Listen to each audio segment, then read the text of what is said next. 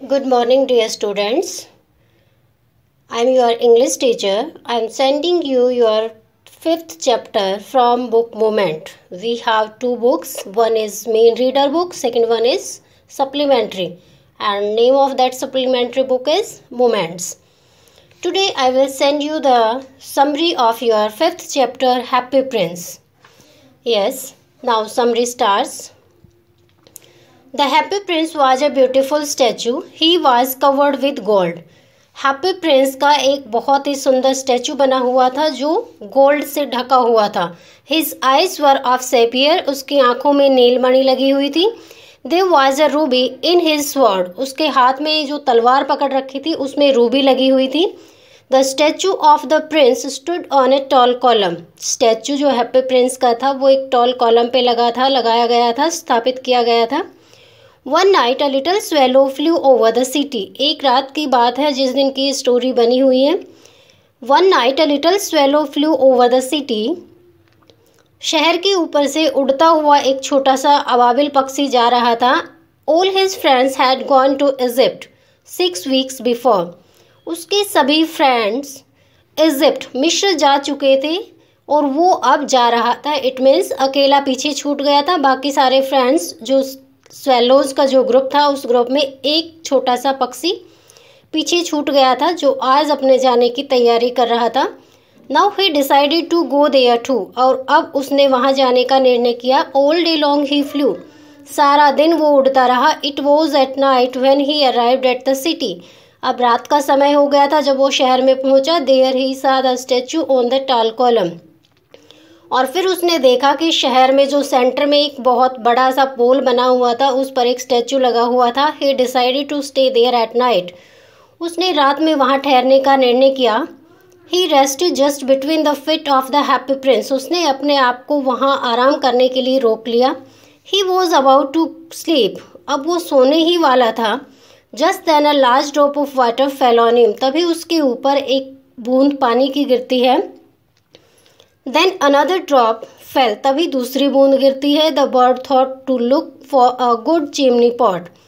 अब पक्षी ने रात में आराम करने के लिए वो जगह देखी थी तो वो कहता है कि मुझे कोई और दूसरी जगह सर्च करनी पड़ेगी रात बिताने के लिए.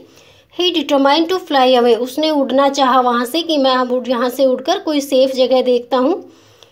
A third drop fail on him. और तभी जब वो सोच रहा था वहाँ से उड़ने की तीसरी बूंद उसके ऊपर गिरती है. He looked up and said. उसने वो ऊपर की तरफ देखता है. एंड सा in the eyes of the happy Prince were filled with tears. की जो उस हैप्पी प्रिंस की आंखें थी वो फिल्ड विद टीयर्स. उसकी आंखों में आंसू थे.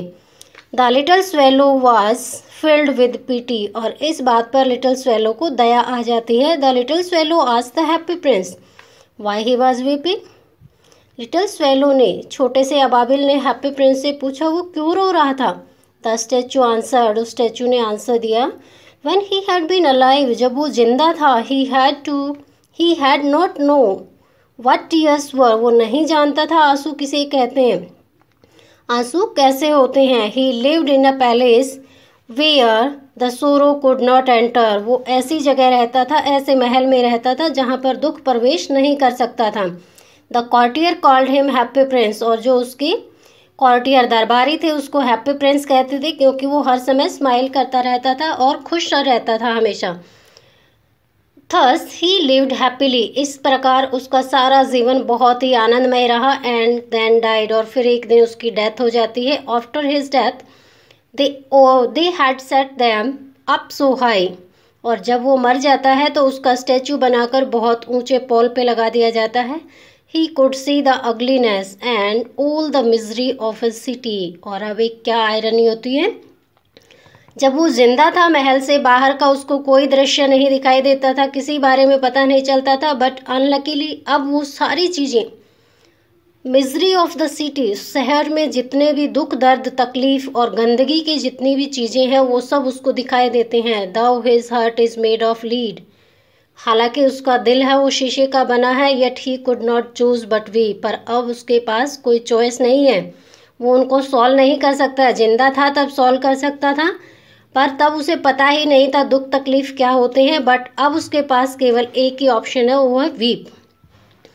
द स्टैचू कंटिन्यूड, और इस तरह से स्टैचू अपनी बात बतानी जारी रखता है। Far away in a little street, और वो कहता है छोटे अबाबिल को कि इस शहर में बहुत दूर एक छोटी गली में there was a poor house, बहुत ही गरीब सा एक घर है। A woman seated in a table on the table, एक औरत टेबल पे बैठी है। शी वॉज अ टेलर, वो एक दर्जी है। जो लेडी है वो एक दर्जी है। She was embroidering flowers on a gown for the queen's maid of honor। वो कहता है कि वो एक दर्जी है, टेलर का काम करती है, और अब वो एक जो रानी की नौकरानी है उसके लिए एक गाउन तैयार कर रही है। नौकरानी ने एक गाउन दिया था, उस पर वो एक कढ़ाई का काम कर रही है। In the room a little boy of the tailor was lying ill, और उसी रूम में छोटा सा एक बच्चा है, टेलर का जो छोटा बेटा है, लाइंग इल, बीमार पड़ा है, लेटा हुआ है। His mother had nothing to give him, उसकी माँ के पास कुछ नहीं है उसको देने के लिए। एंड द रिवर वाटर, केवल नदी का पानी है। इट मीन्स जब बच्चा रोता है तो उसकी माँ उसको कुछ नहीं खिला पिला सकते, सिर्फ नदी का पानी उसको पीने को देती है, और वो बुखार से तड़प रहा है।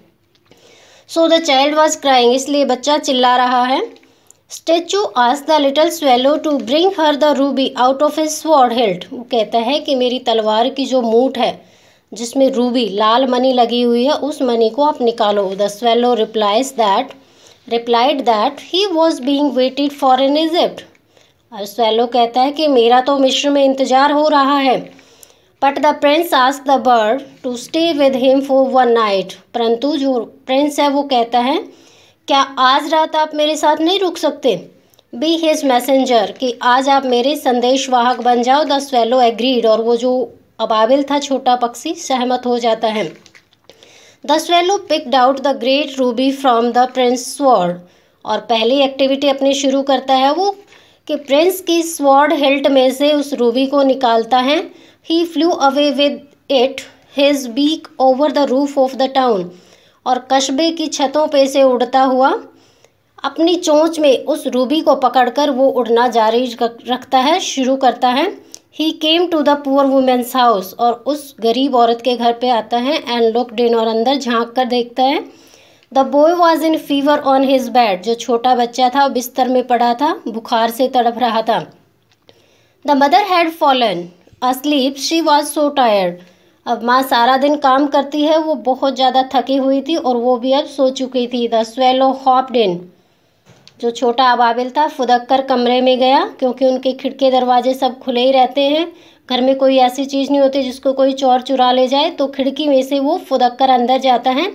He laid the great ruby on the table, उस लाल मनी को टेबल पे रख देता है। Then he flew gently round the bed, जो बच्चे की चारपाई थी उसके चारों तरफ बहुत ही प्यार से वो राउंड लगाता है। And fanned the boy's forehead with his wings, और अपने पंखों से बच्चे के फॉरहेड, उसके माथे के पास जाके अपने पंखों को हिला हिला के हवा करता है। द बॉय फेल्ट बेटर, लड़के को बहुत सुकून मिलता है। ही सैंक इनटू अ डेलिशियस स्लम्बर, और वो बच्चा बहुत प्यारी गहरी नींद में सो जाता है। Then the swallow flew back to the happy Prince, और एक एक्टिविटी कंप्लीट हुई और वो वापस प्रिंस के पास जाता है। He inform the prince what he had done, और वो बताता है कि उसने एक एक्टिविटी करके उसने जो काम वहाँ पर किए वो बताता है। Then the swallow fall asleep, और तभी वो जो अबाबिल है सो जाता है। व्हेन द डे ब्रॉक, जब दिन निकला, the swallow flew down to the river, पक्षी उस स्टैचू पे से उड़कर नदी के पास जाता है। ही हैड अ बाथ, वहाँ पे स्नान किया। He was thinking of going to Egypt that night, और उसने सोचा कि आज रात, दिन में आराम करूँगा, गर्मी बहुत ज़्यादा होती है, रात में मैं यहाँ से चलूँगा। व्हेन द मून रोज, और जब चांद निकलता है, he flew back to the prince, और वो प्रिंस के पास जाता है। ही टुक द प्रिंस, वो प्रिंस को, ही टोल्ड द प्रिंस, उसने प्रिंस को बताया। If he had any message for Egypt, कहता है प्रिंस अगर आपका कोई भी मैसेज है इजिप्ट के लिए, as he was just starting, अब मैं जाने ही वाला हूँ, मुझे मैसेज बता सकते हो। The prince requested the little bird to stay with him one night more, और छोटे पक्षी से फिर वो रिक्वेस्ट करता है कि क्या आज रात और नहीं रुक सकते। The prince told the bird that he saw a young man in a garret, फिर वो कहता है, रिक्वेस्ट करके मान जाता है उससे, तो कहता है कि प्रिंस बताता है कि उसने एक व्यक्ति को देखा है, यंग मैन को देखा है, जो गैरेट एक रंगशाला में काम कर रहा है। He was leaning over a desk, वो डेस्क पे झुका हुआ है। He was trying to finish play for the director of the theatre, कि थिएटर का जो डायरेक्टर, मालिक है, संचालक है, उसके लिए वो अपने प्ले को पूरा कर रहा है। But it was too cold to write, पर इतनी ज़्यादा ठंड है, वो बेचारा लिख नहीं पा रहा है। There was no fire in the grate, और जो अंगीठी उसके पास है उसमें आँच नहीं है, आग नहीं है, गर्माहट नहीं है। हंगर मेड हिम फेंट, और भूख ने उसको बेहोश कर